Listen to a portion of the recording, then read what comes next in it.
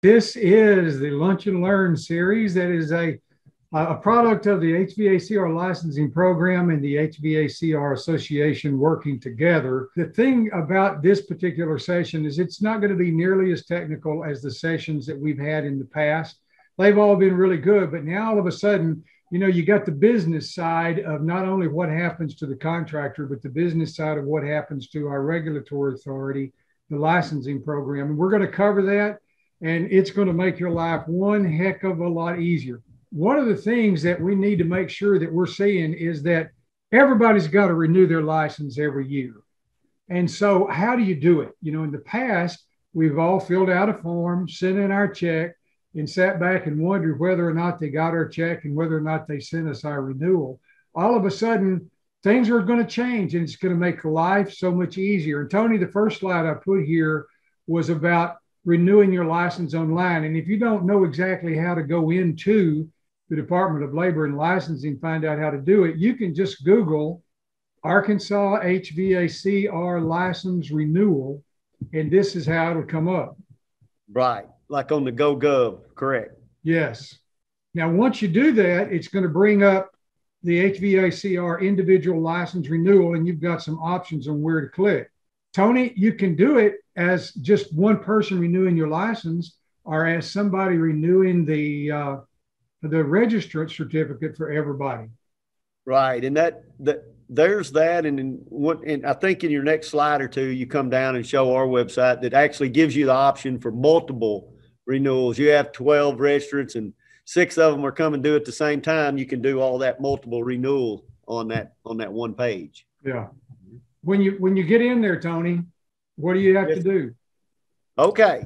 You get in there, you're going to give them your information. You're going to give them your type of license you have.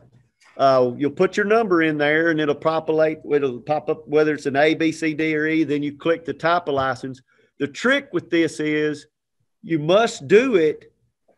If your license expires August 31st, you can't do it before August 1st.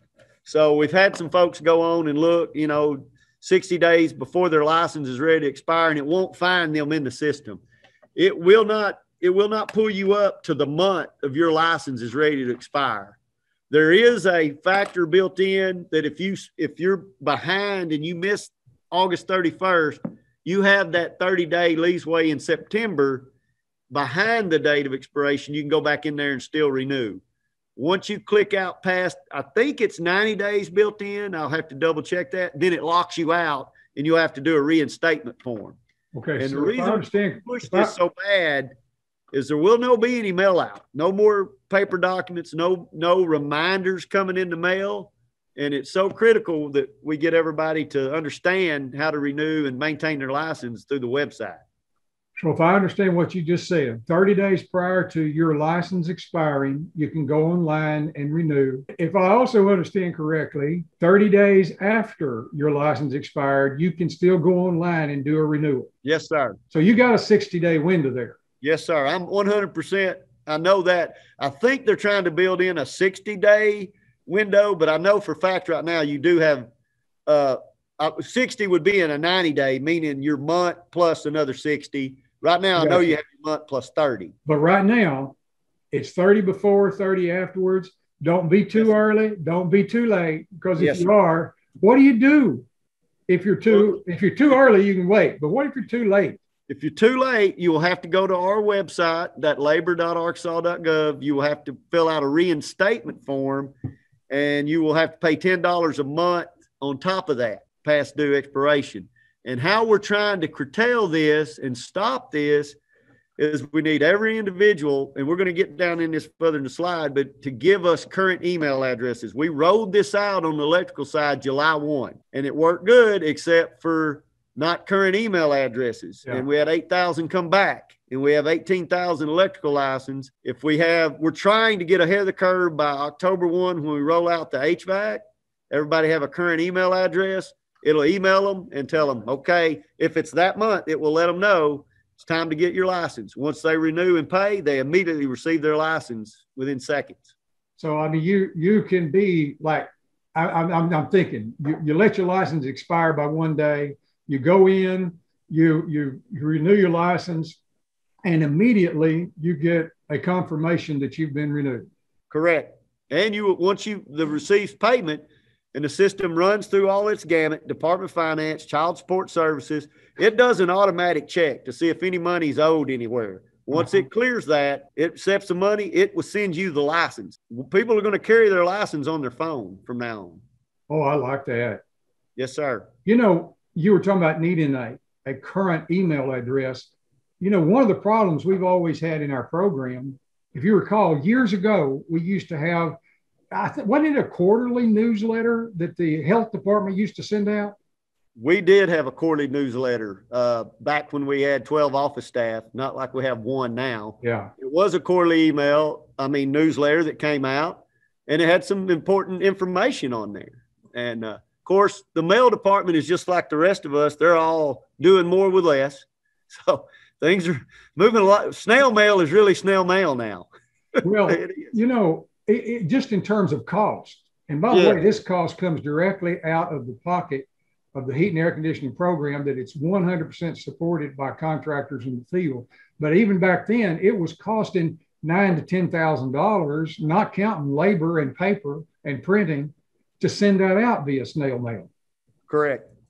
So I remember going to the health department complaining that we weren't doing a newsletter anymore. And they said, it just costs too much money. We can't afford to do it.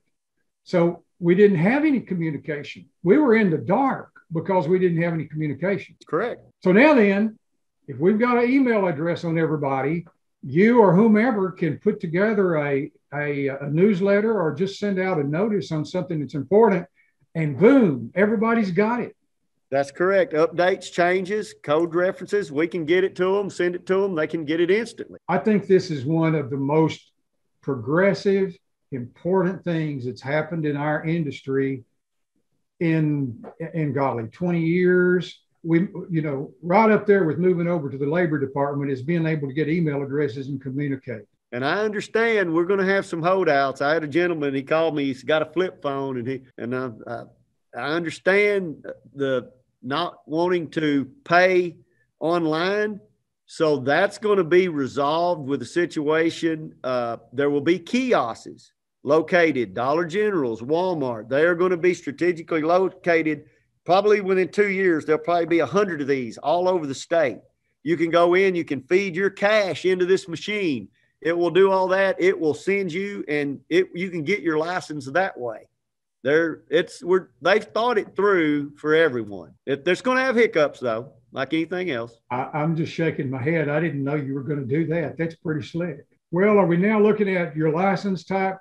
Right. That's what'll pull up, and you'll just make sure you hit the right one. And now contractors that hold multiple licenses, I'll give an example of a type 1 hood guy that has a D and an E as a refrigeration. If those both expire at that same time, you will have to do, but you have to do this twice, but it's just kind of a common sense, Well, now this is kind of a side chase, a bit of a rabbit, but I remember just a few months ago, the decision was made, if I understand correctly, that people could not have 2 A licenses or 2 B licenses, wasn't it?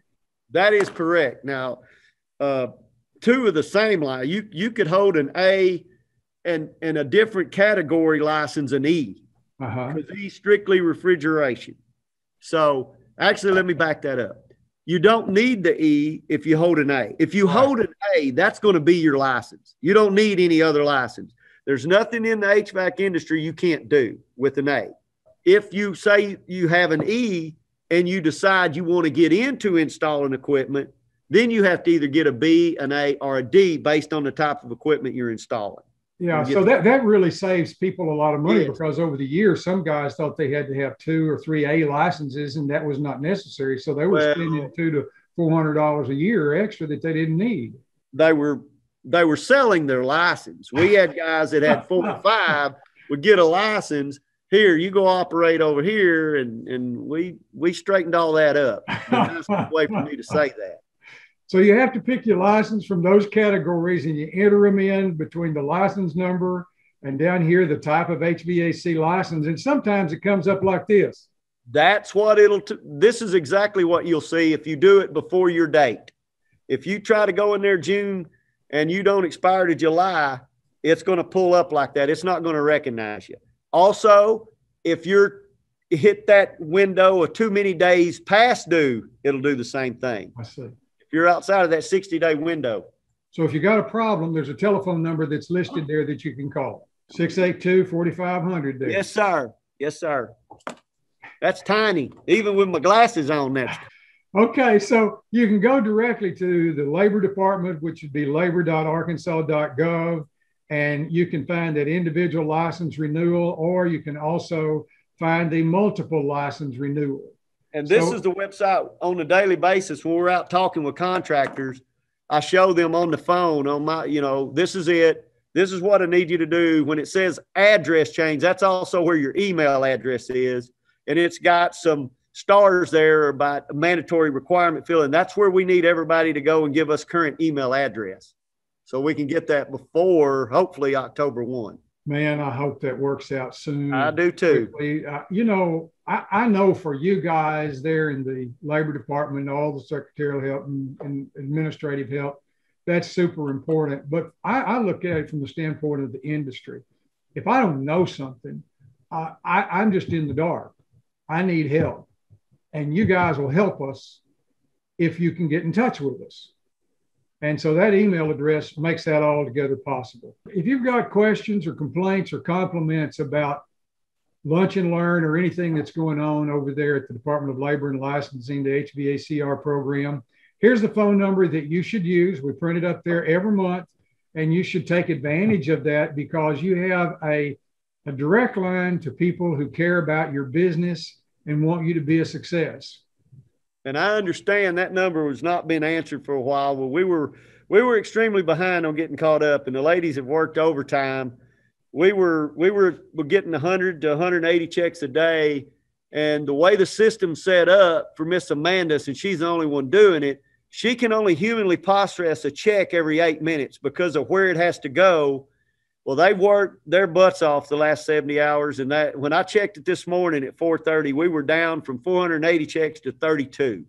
So they've caught that up. And we had that number being just kind of idle because she just didn't have time in the day to answer it. But now that number will be answered. We can get to that. And before we run out of time, I want to introduce a few folks here. Yeah. We're in the city of Alma, and I'd like to introduce the chief building official for the city of Alma, who's allowed us gracious hospitality of his facility. We know him in our world as Pee Wee, and this is Hey, Pee Wee. How's it going, man? It's going good, Pee Wee. Pee Wee attended a Manual J class a few months ago. He was a good student. Yes, sir, he was. And I want to thank you for that. And then I want to introduce our new state the state mechanical guy, Mr. J.C. Brenneman. He'll take care of the 14 Northwest counties up here.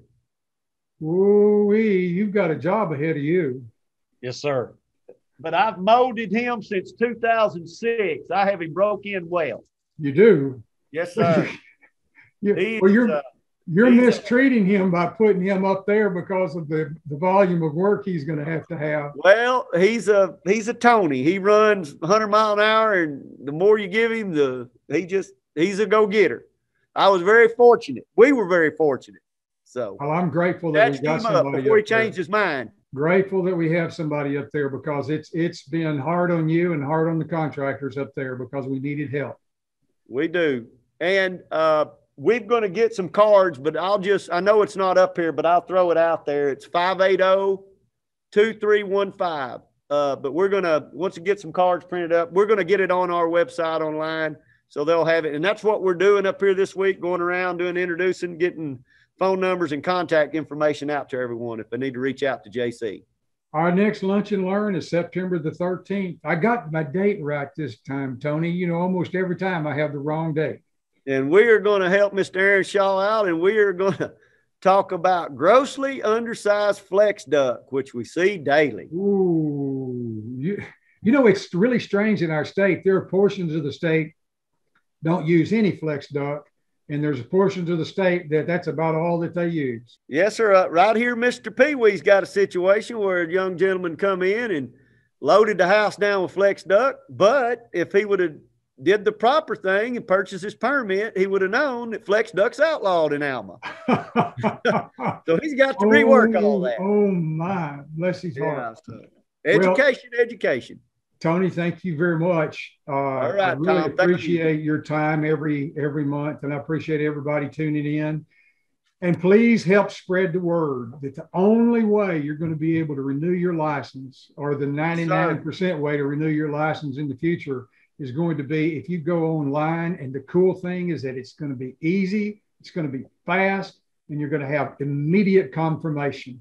You can't beat that deal. It's a good deal. It'll take a little adjustment because we sometimes resist new things. But once you do it a time or two, you'll wonder, why did we wait so long? So until next time, Tony and everybody else, thank you very much. We appreciate you. We'll talk to you in September. Thank you, Tom.